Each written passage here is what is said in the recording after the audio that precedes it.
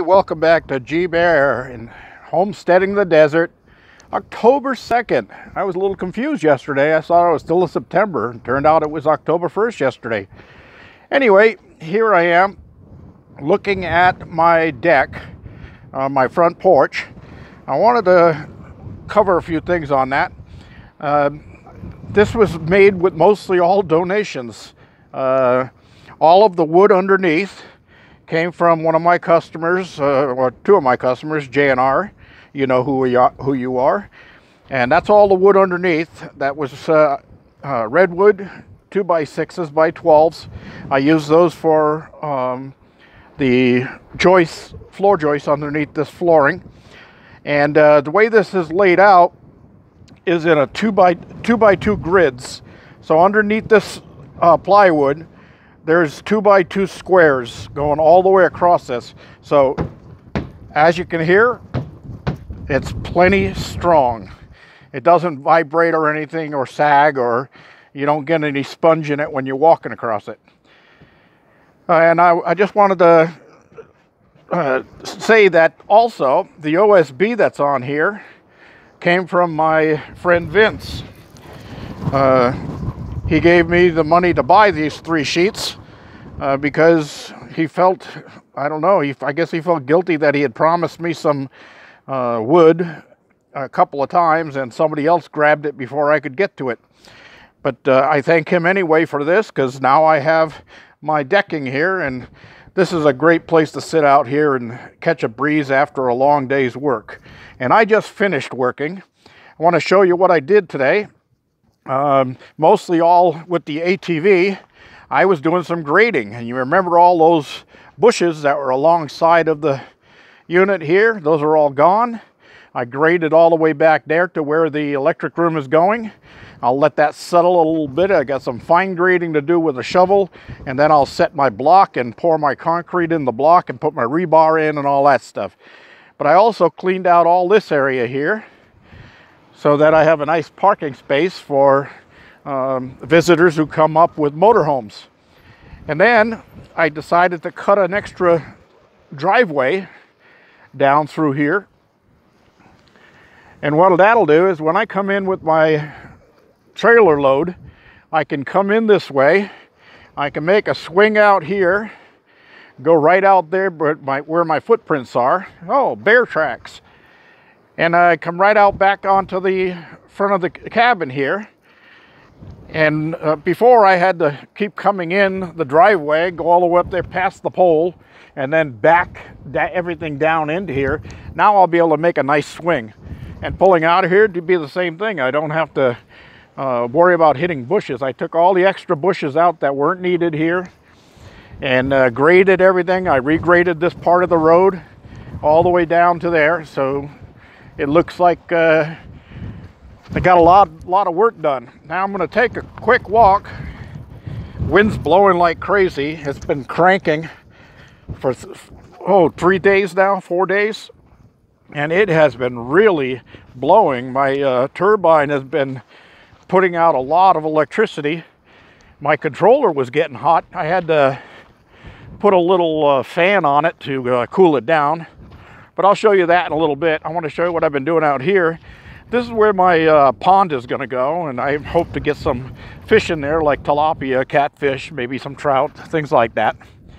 And I started here. This is my perimeter of what the pond is going to be. So it goes all the way down there to those little humps and where my shadow is. And then these little bushes here, I'll take a couple of them out, but I think that big one in the center, I'm going to make an island out of that and let that stay right in the center. That'll be pretty cool.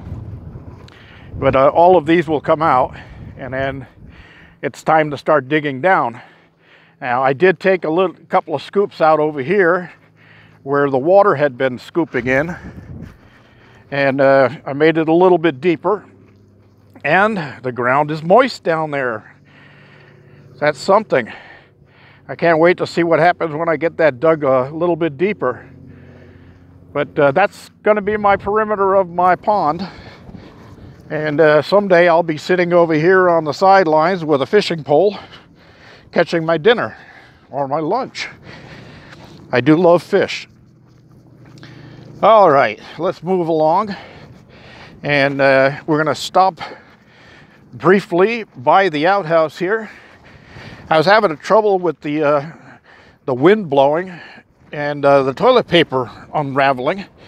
So I made myself a little unit here that just basically just sits right on like that. I can turn it out of the way to get new toilet paper on, but it sits there, and I haven't had any toilet paper unravel since.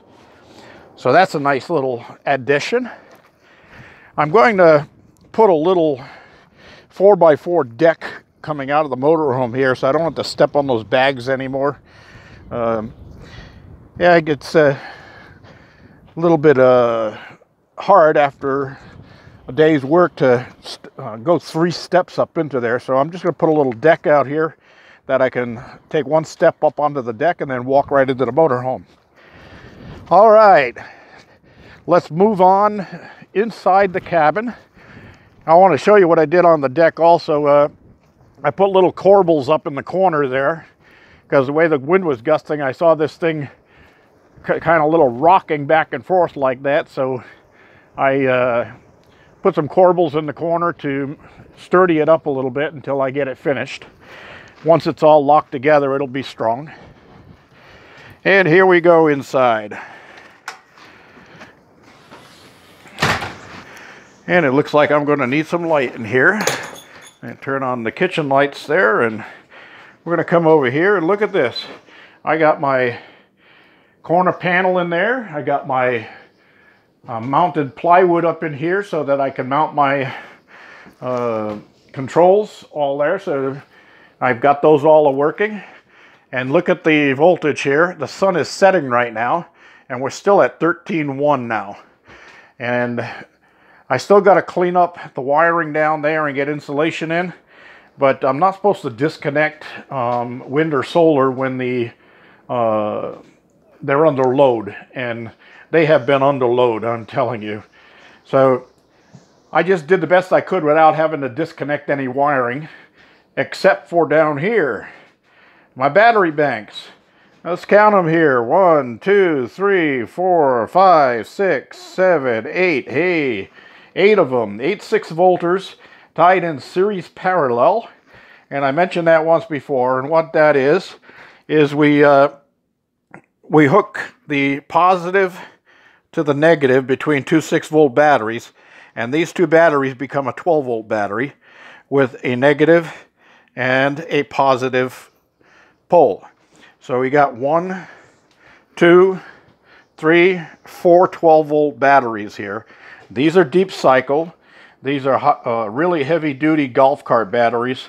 So they give me a lot of electricity, and they run everything just fine. The refrigerator is running full bore right now, and as you can see, 13.1 volts on the charge here, and that's showing that they're still picking up some sun. Even though the sun has gone over the mountains, it's just about halfway down across the mountains right now. So only half the sun is showing out, but I'm still getting a charge through my solar panels.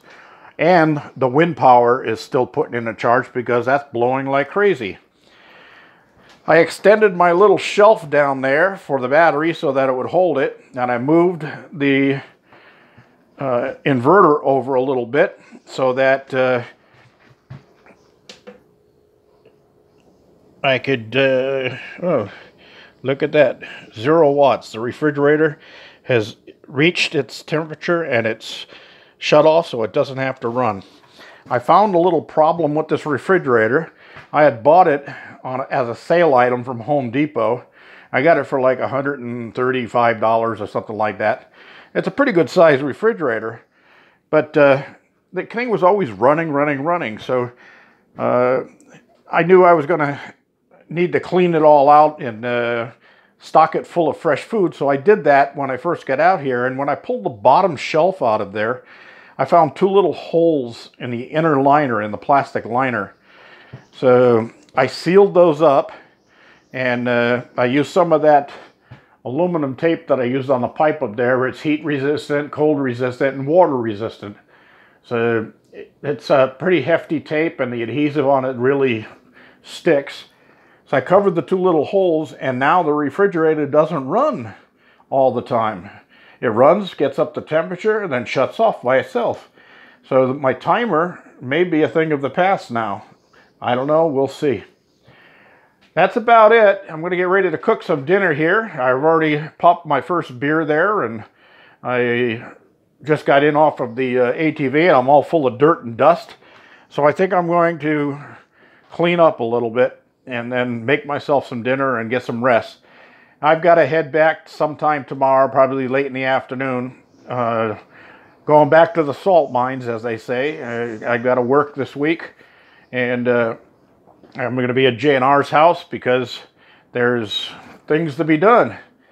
And next weekend is Columbus Day weekend, so I will be coming out Saturday, Sunday, Monday, Tuesday, coming and then leaving on Wednesday. So I'll get another 4 days up here to get more done next weekend. And hopefully I'll have the roof on there. I'll have the epoxy paint on the wood down here. We're not expecting any rain between now and then, so I'm not worried about the floor getting wet. But I'm going to put some garage epoxy on this flooring, probably 2 coats of it. And it's a 2-part epoxy. It's the stuff you put in garages with the little speckles in it, but I'm not going to put speckles in it. I'm just going to do it as a solid color. And that should make it pretty darn waterproof and durable and easy to keep clean. That's it. G Bear from the desert, homesteading, signing off.